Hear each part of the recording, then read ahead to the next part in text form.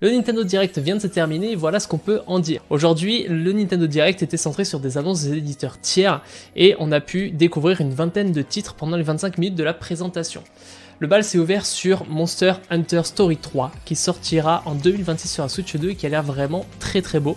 On a eu droit aussi à des deux annonces sur la Switch 1 uniquement, mais après le reste des jeux étaient soit que sur la Nintendo Switch 2, soit sur les deux consoles. La première Switch n'a pas encore été oubliée, donc c'est une bonne nouvelle pour ceux qui ne sont pas encore passés sur la deuxième console Nintendo Switch.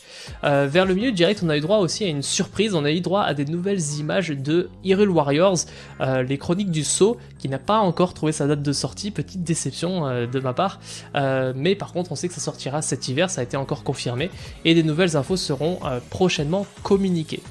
Ensuite, on a eu beaucoup de dates de sortie pour la Nintendo Switch 2, on a énormément de sorties d'ici la fin de l'année, donc ça c'est une super nouvelle pour enrichir le catalogue de la console. On va avoir du Persona 3, on va avoir du Madden 2026, on va avoir Borderlands 4, on va avoir Apex Legends qui sort là dans 5 jours, le 5 août, et Star Wars Outlaws qui sortira le 4 septembre, mais...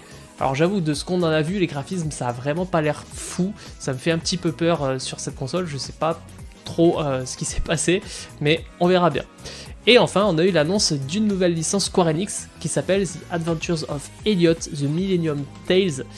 C'est un jeu qui a l'air un petit peu action RPG en HD 2D et qui sortira en 2026. Ça reprend le style graphique de Octopath Traveler, mais ça change la formule du gameplay et ça tombe bien parce que justement la dernière annonce pour clôturer ce direct, ça a été le nouvel épisode de la série Octopath Traveler qui sortira le 4 décembre de cette année. Bref, pas mal de choses pour ce direct, on a eu peu de nouvelles infos sur les licences de Nintendo, si ce n'est la nouvelle bande-annonce de Hyrule Warriors, mais bon, fallait s'attendre avec l'annonce d'un direct partner showcase, qui était donc concentré sur les éditeurs tiers. Il faudra donc attendre encore un petit peu avant d'avoir la date de sortie de Metroid Prime 4 ou Hyrule Warriors, mais je pense que ce sera assez rapidement malgré tout.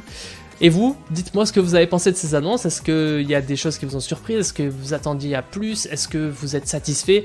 Dites-moi tout en commentaire, merci d'avoir regardé cette vidéo et je vous dis à très vite, ciao.